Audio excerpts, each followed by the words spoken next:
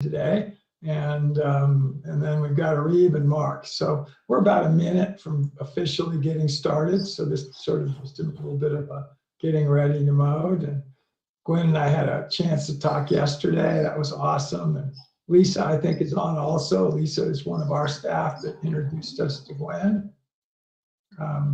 I didn't do this. I told you that I have a friend out here in Colorado, Gwen, that is a doppelganger of you. I was going to get you her picture and put it up here. So I just didn't get it done yet. I'll get that done. That'll be fun. Anyway. Don't forget my last name's Baile and not Bailey.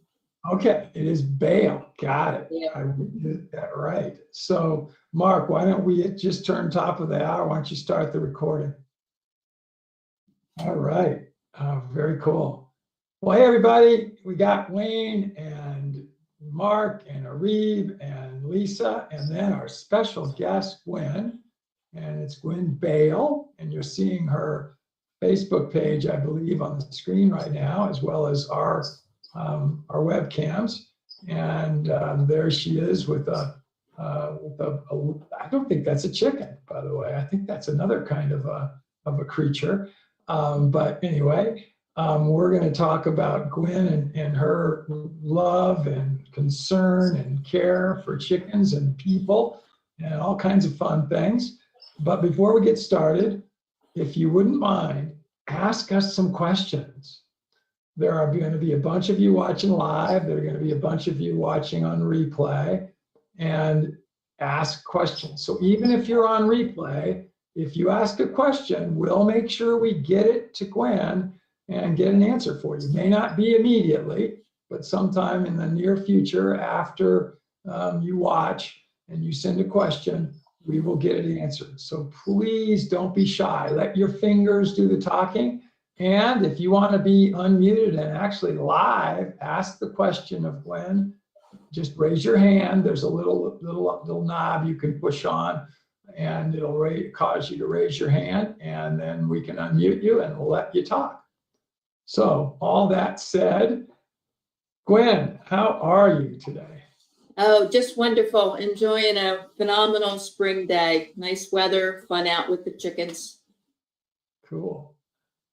Well, that's going to be what I start with, which is why this love for chickens? Give us a little bit of your history as it relates to chickens and why they're in your life. I didn't even ever hold a chicken until I was in my mid-60s. I had no background whatsoever with farms. I did have an aunt that I think I vaguely remember visiting about an hour away that had a couple chickens, but I was really little. But my husband and I always liked to cook, and we liked Martha Stewart's program, and she started bringing chickens into the studio, and it just kind of clicked. It's just, I'm very into sustainability. I was a master gardener for quite a few years before I got into the whole chicken thing and gave that up because of time.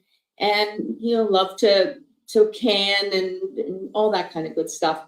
Once I retired, I was a nurse midwife for the last 28 years of my 40 years as a nurse, and on call in the office, working at least probably 120 hours a week. So there was no way or time to do anything much except love what I did and delivered over 2,000 babies all in the hospital and whatever. So, but anyway, I got real interested in the fact that I didn't really need a farm. I'm sure Martha Stewart, as wonderful as she is, never ever cleaned a chicken coop even. But, it was like, I only want 4 hens. That would be perfect. And of course, I found out it was totally illegal in my town. They were barnyard animals. So initially, I did a lot of reading. I started taking online webinars because I just couldn't even go to council meetings. I couldn't be involved enough to drop what I'm doing and go to a council meeting if I'm in labor with a woman in labor. So once I retired, gave myself a couple more months to just kind of chill out and started looking into it. And our green team got a little bit involved, but they just didn't have the patience and perseverance to continue it. So actually, my entire journey to change the law in my town of 15,000 people, typical suburb, across the bridge from Philadelphia, probably takes us about 10 minutes to get to the bridge. So we're in South Jersey. And finally, I started working enough to get a backyard pilot program passed in 2015. But it was actually during the time of doing that kind of work, probably maybe 2 years into it, that I actually ever even held a chicken. But I just love them. I love what they can do. I love how smart they are. I have so many stories I could tell you about how smart they are. But just the joy that they bring to people when people realize they're not loud, stinky animals. And it's just a very big part of our life. Not only having them, not only having the wonderful eggs, not the wonderful use of backyard extra scraps that are not in the waste stream that way, because they can eat some of that and make great fertilizer and just bring us joy. They're so much fun. And that's where we are. So we had our pilot program. We would have only had it for 2 years, but we did want some changes, and the mayor agreed that we could have the changes, but let's keep it a pilot till we're sure, because we had a lot of opposition here. People just didn't know, they didn't want to learn. We even tried a couple events where we invited town people to come and just learn about what it would be having backyard chickens in our town. And the only people that showed up were people that wanted to have chickens. None of the quote anti-chicken people even bothered to come. So they had their mind made up. And so that was kind of difficult. And so we did keep it for the extra year. And since 2018, it's been a full ordinance. We don't have problems. We currently have 27 homes with backyard hens. And now I've actually helped 29 towns altogether change their law. So that's what I've been doing. Very cool. What would your guess be, just a guess, obviously, of how many people in your town are doing it illegally? Oh, we don't have any that we know of. And we know we didn't have any when we started.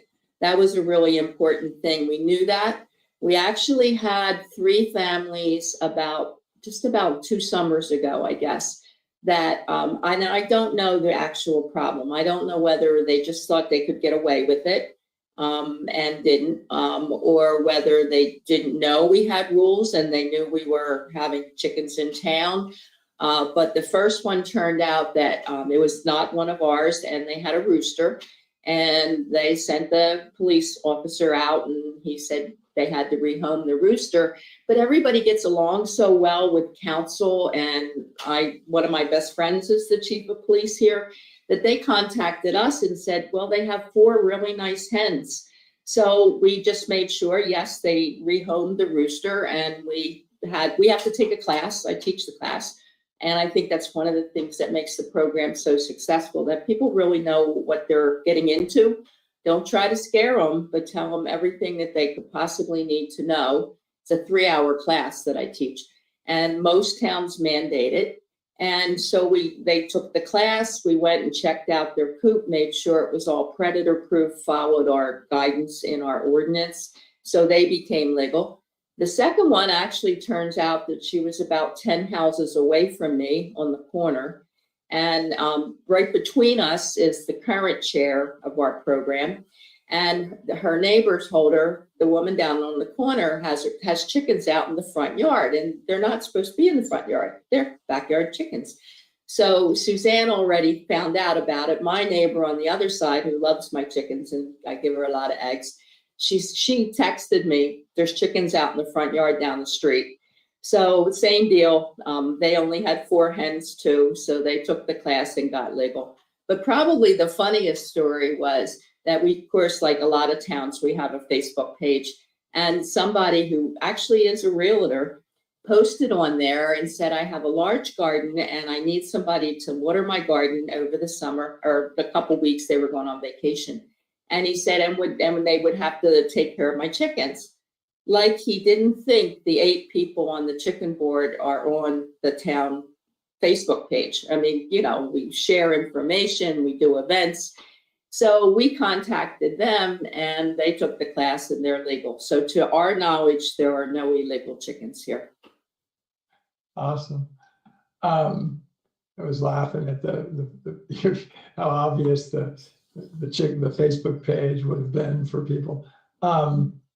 So you've gone now and it's up to 29 towns. And I actually even told you about somebody I knew in northern New Jersey yesterday that has had city council background. And your comment was, that's a long way away, but still in the same state. Does the state have any, does the state of New Jersey specifically have any regulations that towns have to follow, or do they give towns independence in terms of making their own rules? No, the state of New Jersey did make it so that nobody can refuse somebody who wants to have bees, a beehive, because of the pollinator situation. So they are supposed to register with the state, but no town can say, no, you can't have bees here. But there's no, I don't think there'll ever be a way that it'll pass, that it'll be a state requirement or even a county requirement, because I guess it's a lot like the whole United States. Not every town's going to feel the same way. And dealing with the types of towns that I have, and I mean, I've dealt with them all, and I can get into some of the specifics, but I really don't think there's another town in New Jersey that's so different from the ones who passed the ordinance. We started out, I mean, my yard or my town is a typical suburb. The town next to us, which only has less than 5,000 people in it, they actually skipped having a pilot, and we just had an ordinance. And I'm still on their backyard chicken board for that little town. And then we started working with a couple towns that had farms. They had miles and miles and miles of town in these big townships, including bunches of farms. And as long as the town realized, we don't care what the farmers do. If they're doing it right, if they're disposing of waste properly and friendly for the environment and doing everything with the Right to Farm Act and all that, we don't care about them. This is backyard chickens. This is the suburbs. This is the little communities. And then we had success in 3 counties, in Camden, which is where I live, in Burlington County and in Gloucester County, where there were farms. And that was it. They were farms. They did their thing. We got it passed just specific for the average community. And then we actually had it passed in a couple very, very wealthy towns around here, Haddonfield. And then this was kind of a funny story. Haddonfield was a dry town. They had blue laws up until really recently. And they had a town where they had an area on one side of the town that had a country club, and the country club wanted to serve alcohol. So they broke away, and they actually have about 8 houses in that town. And once Haddonfield changed their law, which was about a year in December, I think it's been, a gentleman who actually runs the country club wanted chickens. So he called me and he said, you know, we share services, everything pretty much, the schools, the fire department, because they have 8 houses, 8 multi-million-dollar houses in this little town. And he said, so do you think I'll be allowed to have chickens at the country club because of that connection? And I said, no, you better check. So we checked, and they're tiny little council. I don't even know how that could possibly run when you only have 8 houses. But anyway, they said, well, I don't know. And then they said, well, we'll make our own ordinance. So they pretty much copied the Haddonfield one. But the funniest thing is, and I can actually say this, which drives me crazy, it's so much fun, that they made it so that 10 licenses can be given out in Haddonfield. So that is the only town that I know of where there is a license available for every single house in a community, because they only have 8 houses and they have 10 licenses. So that, you know, so we went from that extreme. So we've crossed all the limits, standard when it comes to economics, when it's come to education, home values, the whole 9 yards. We've done that. We've changed the law in those towns. So it just blows my mind where you know, somebody will say, can you come to council and talk about backyard chickens? And they feel like their town is that different. It's not that different. If we can make this work, and I follow up with these towns, I try to contact either the head of their little chicken group or even their municipal clerk about once a year. Are you having problems? Are you having a lot of complaints? Yeah, there aren't any. Everything is working so well, and this has now been going on for 8 to 9 years, give or take. And so I don't know. It's frustrating that some people are just so hard-headed that they won't listen to reason. They won't look at other town statistics. They just say no. And I have lost, I guess, about 6 or 7 places where, regardless of how much we tried, a lot of it is the NIMBY, not in my backyard. And one mayor in the town right next to us, no way, I didn't buy this house thinking I was going to have chickens here. And I don't think, and he's been mayor for like 30, 35 years or something. I don't think anything will happen there until he's not a mayor anymore, because the other 2 council people always vote the same way. So if he says he's not going to have them, they're not ever going to get chickens. Gwen loves this. Do you guys sense that? You can see how much passion she has. This is really an interesting one. Are you aware of any locations where a person was approved by whatever the local regulation was to have chickens, and so they then had them, and then that home sold? Most of these towns allow the chicken permit to go along to the new owner, or does the new owner have to apply? And then if they do you think it either increased or decreased property value? Because I'll tell you, the way that towns would start accepting this, like back in, every day, is if it was that they increased property values. If somehow there were sales that occurred where a neighborhood house that had chickens sold for more money than the next door neighbor who didn't, everybody'd be wanting to have chickens permits approved in their neighborhoods because the house values were going up.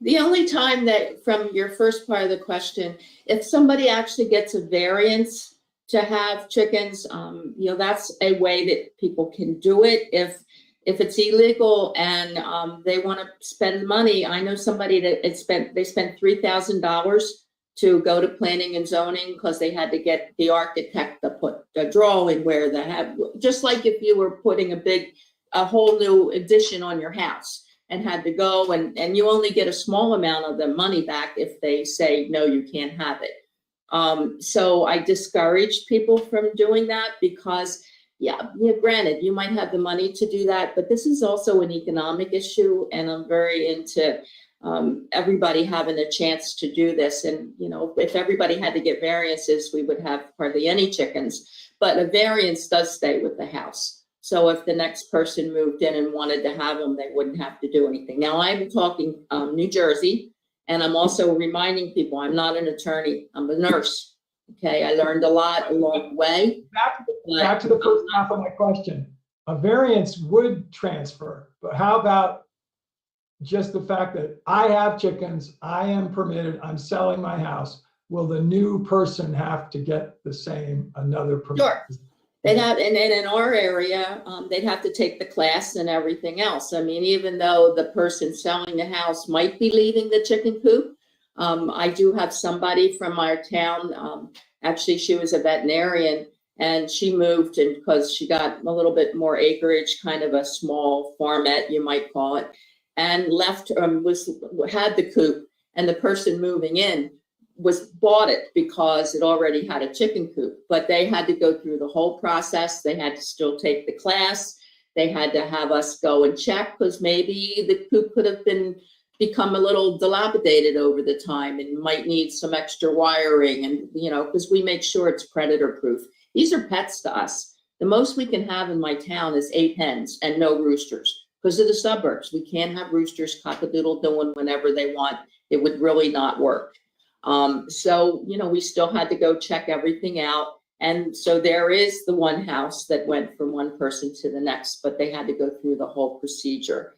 But yeah, the house on the other side of me, Geez, it was a few years ago now, but I think it sold for about $18,000 to $20,000 more than the asking price, because there was a war, whatever that you call that, with 4 or 5 families that wanted the house, and they all knew I had chickens next door, and it just kept going up and going up and going up. So it certainly has not been proven to decrease the cost of the housing values. I don't know how much it increases, but some people, you know, I'm sure my current coop I had built by a builder for my 70th birthday, because I'm 74 and a half. And it would be a pretty hard thing to probably take down. It's really the beams are down into cement and all. But, you know, with the way it is and people so interested in chickens, I wouldn't be surprised that the house wouldn't have a problem selling, because they already have a really, really nice coop in the backyard that they wouldn't have to build. So Gwen, I have a friend who has goats, and one of the things that he does with a small number of his goats is rents the herd out. So let's say 4 or 5 young goats to yoga instructors who want to be doing goat yoga, and that won't be on his property. He will take the goats to wherever the yoga instructor is, and he tells them, you know, you may have permitting that you need to get, and it's up to you. I don't do anything with that.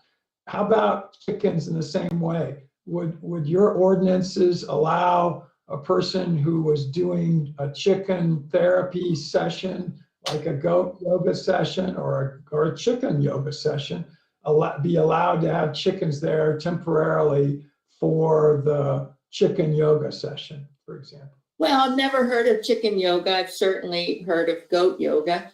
Around here, we actually had, because goats are still illegal. We only changed the law for chickens. And once in a while, somebody says, well, can you fix it so we can have ducks? And it's like, no, I did my thing already. So you want to do that, that's on you.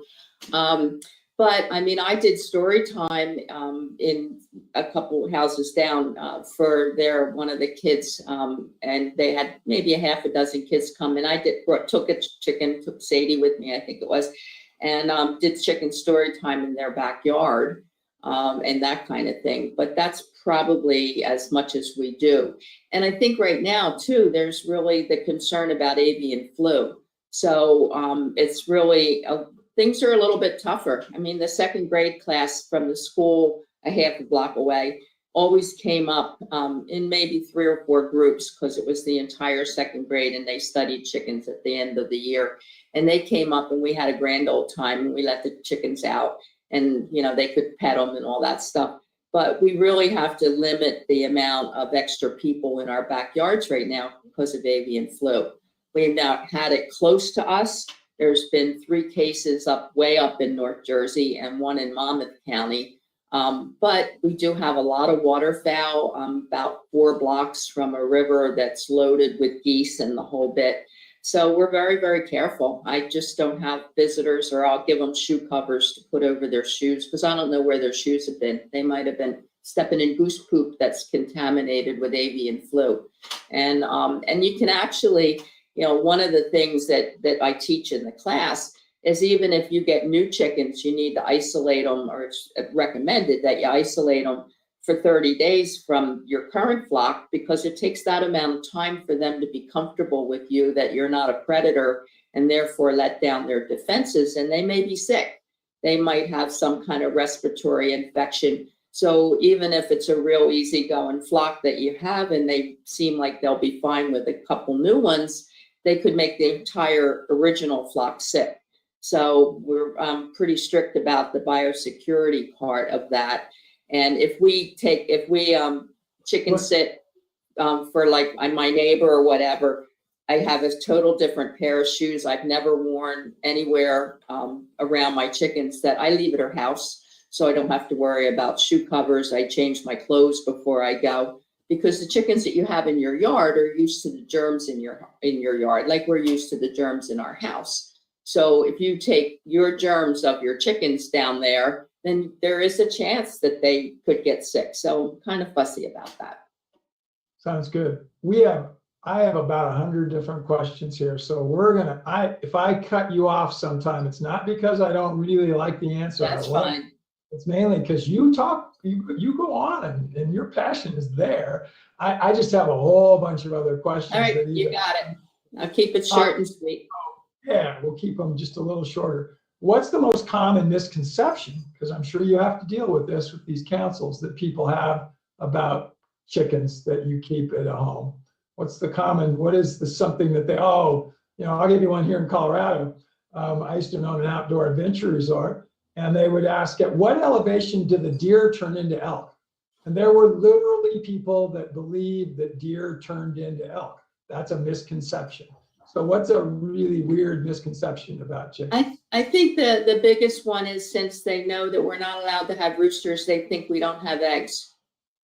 That you can't have eggs unless you have roosters. And I always tell them, women have eggs every month when they're reproductive age. Nothing happens to that egg unless there's a guy around. So we still have eggs, chickens still have eggs, they're just not fertilized. But they still think, well, it's going to be loud because there'll have to be roosters. So you can't be talking about breakfast eggs. Yes, we are. What about, this is a personal one because I think I've told you my story. I have lots of chickens and I live on a farm. So there's a different sort of ordinance and such. But a lot of our chickens have names, and most of them do. And I think maybe my wife would say all of them do. They're just like our pets, just like our dogs and cats and other things that we have. How do they interact in many cases with other pets? What's been your experience? So dogs, cats, other things that people might have. Well, I think most of the time you have to worry about cats more if you have chicks, because they're going to think they're toys, and they might, if they get near the brooder, they could be batting them around like toys. I don't have cats, but I know people who do, and normally the cats are afraid of the chickens. But dogs are different, and we've been very lucky. We've only had 2 dogs the entire time we've had chickens.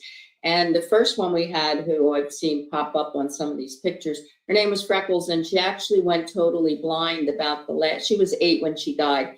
And I guess about the last 3 or 4 years. And she was fine from the very beginning. And one of my favorite pictures somewhere up on the Facebook page has her laying on the pavers by my deck steps. I'm sitting on the steps, and Sadie, who was my world's most wonderful therapy hen, is standing right on Freckles. And Freckles probably really thought that she was getting a massage because the chicken was on her back. And that was really, really special. And both her and Freckles both died a couple years ago. But now we have Desi, and she's an Australian cattle dog rescue. And she's the same way. We'll go outside, and she's not hurting them. And I don't mean hurt with a T, I mean even D, hurting them. But she'll go out, and a couple of the chickens will take treats right out of my husband's hand and the dog at the same time. 2 heads of a chicken and a dog in the hand. So we've been very fortunate, but there's certainly people that have to make sure their dog isn't out there when the chickens are out in the yard or whatever. And, I think they kind of know their chickens or their dogs too. But, there was a little bit of squawking when they first met Desi, and she happens to not be a barker of a dog either. So that was fortunate. But yeah, you just have to be careful, I think, and make, you can certainly have chickens even if your dog isn't happy about it, but you have to be really cautious. Let's talk about the therapy side a little bit, because I am sure you've got your own therapy that you've seen benefits for yourself and your husband and your family. But what have other people told you also? What are the therapeutic benefits? Mm-hmm. Well, I think the whole thing is to actually know what a therapy hen is. And that means we do the exact same work as therapy dogs. They're not emotional support animals, even though they certainly, we love holding them, and a couple of them will just jump up right on our laps and all that kind of stuff. That's just the way they are. And, but, the thing with therapy, and one, I think it's kind of a bad term. I learned about them when I was taking all those classes, that it was an advanced class. So I am a certified handler. The difference between dogs and chickens are that the handler gets certified with chickens, not the individual chicken. But we know our hens. We know the ones that seem to like to be held and picked up and whatever. And then I work with them for at least a month or so and reinforce not to peck. So my hens don't peck anybody. They don't care who's holding them. I have 3 of my 8 that are my regular therapy hens. And it's just more than therapy per se. It just brings some joy into their lives. We love to go to assisted living and memory care units. I had an elderly man who was not even able to talk anymore. And the nurse said, no, he'll appreciate holding the hen. And I'm trying to see how he is with that. And I'm using all my nursing skills.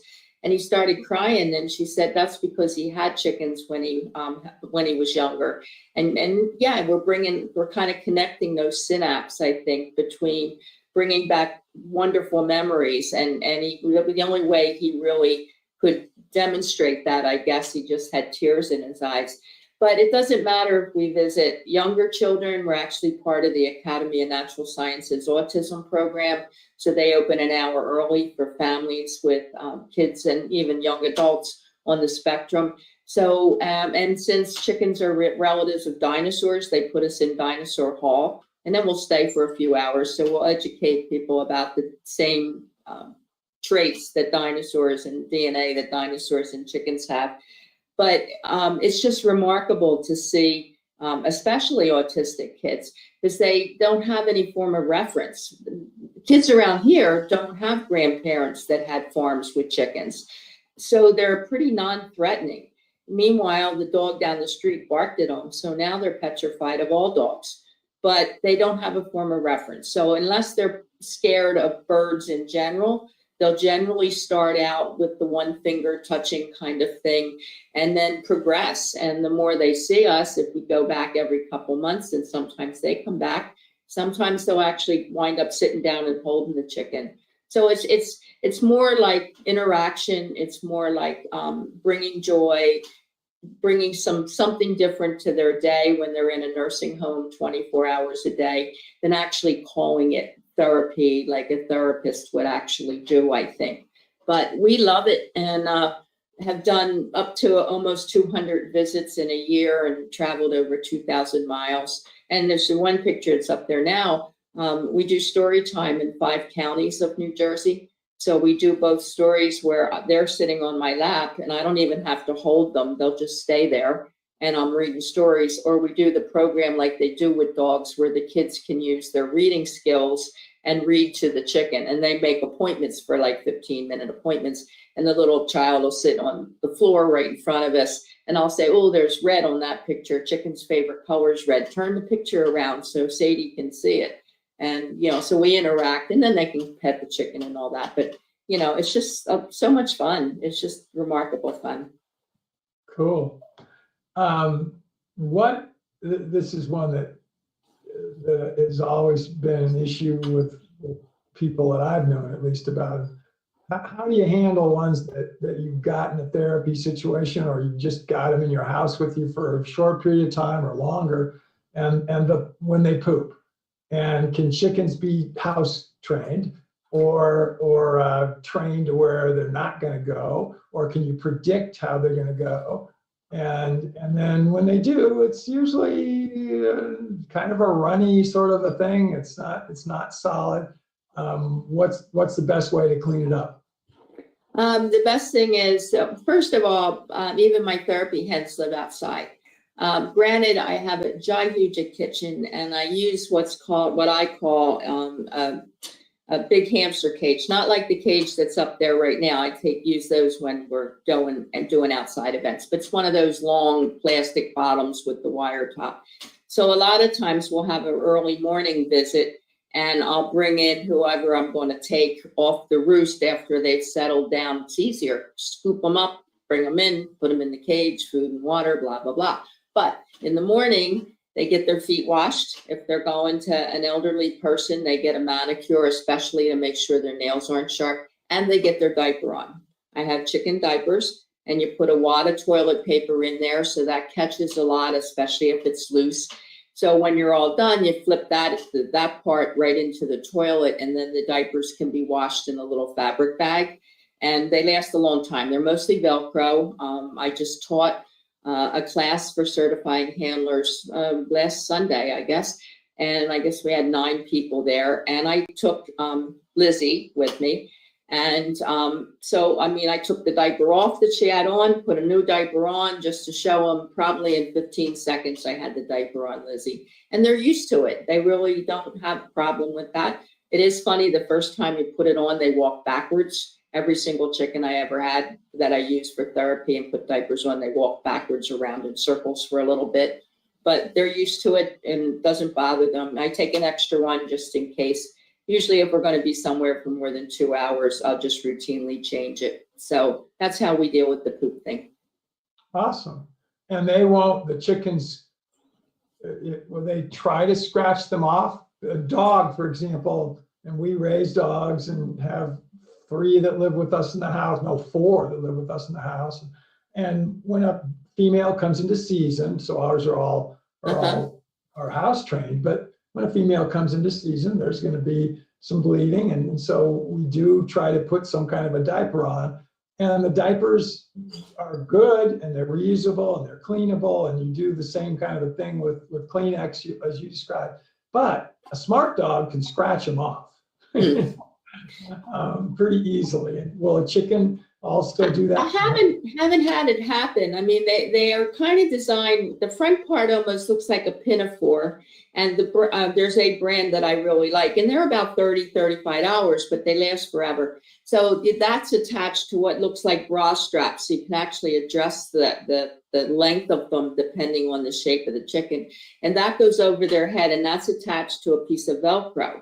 Meanwhile, you have the bag part that comes under them because it's attached to the pinafore. And so that has another piece of Velcro. So the one on the back goes under, boom. So the Velcro, I think, makes it's tough enough that they can't do it. They can't kind of bend their head around back enough to do it.